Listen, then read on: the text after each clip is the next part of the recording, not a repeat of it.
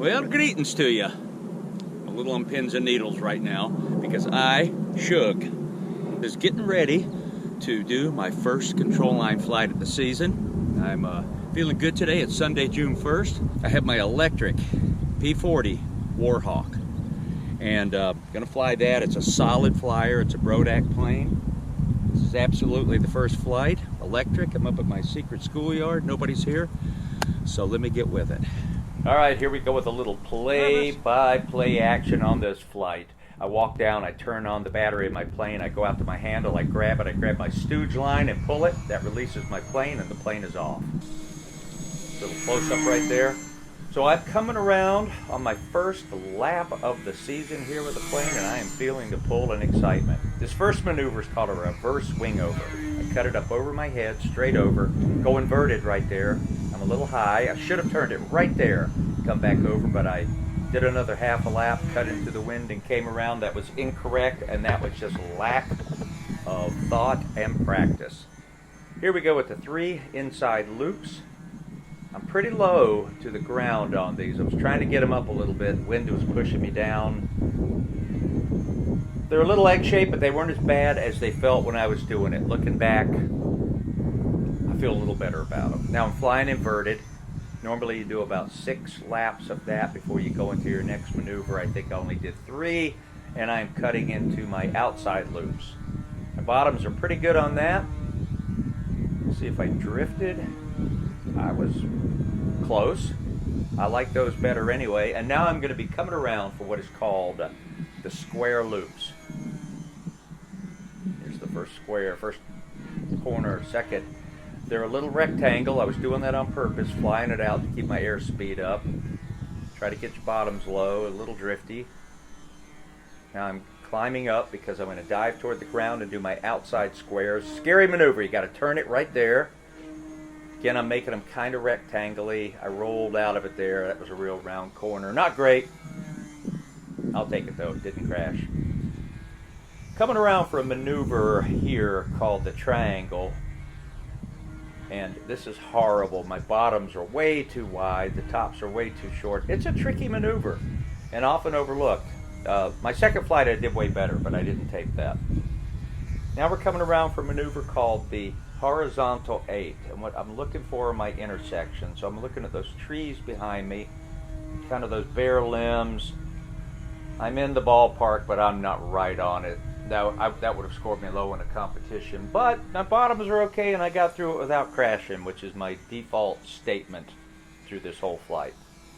Now I'm doing the square horizontal 8s. This is a tough one on the best of days. There's a square. Here's a square, intersections are all over. Right here I do the last square, trying to keep your airspeed up, and bam! I was doing a sigh of relief there because that's an easy one to kind of biff it on.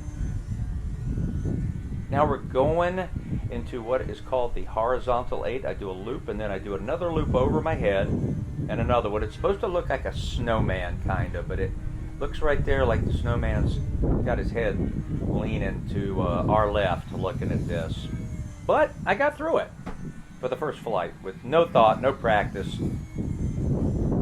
Here we're coming around and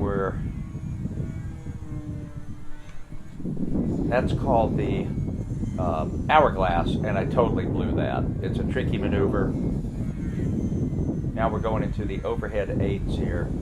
That was way too low on the outside.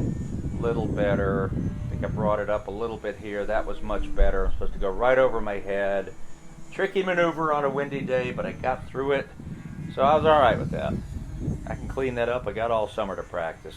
And this last maneuver here is called the hourglass. I do a circle there, do a circle here, cut another circle. I'm all over the place. Intersections are so off. And I do a circle here. I should have flown that back out over my head and out, but I was just ready to be done. And then my electric motor turns off at 5 minutes and 20 seconds, right there. So I am floating her in for a landing, and in that fluffy grass with the wind, that was not too bad of a landing. Didn't hop too much. So there you go. I'm okay with that. Got through it. Oh, that was not good. I felt really shaky And I'll be honest, I didn't think about control line much this winter. And before I did this, I didn't even walk through my maneuver. So that first maneuver, reverse wing over, I practically forgot how to do it. I was just really trying not to crash. So, yeah, that was me. Yeah, just made some mistakes, and yeah, I'll do better next time. Yeah, well, alrighty then. I did 3 flights. Oh, the last one I didn't film, other than the takeoff. And feels good. Glad to be back at it. If you don't know what a control line airplane is, model airplane, engine, it has lines.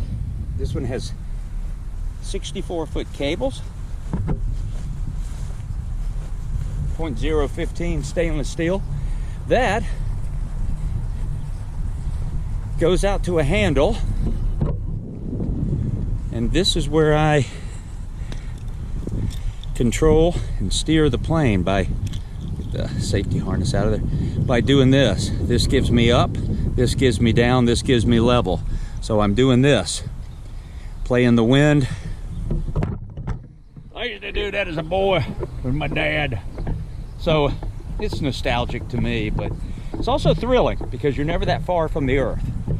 So disaster is always imminent.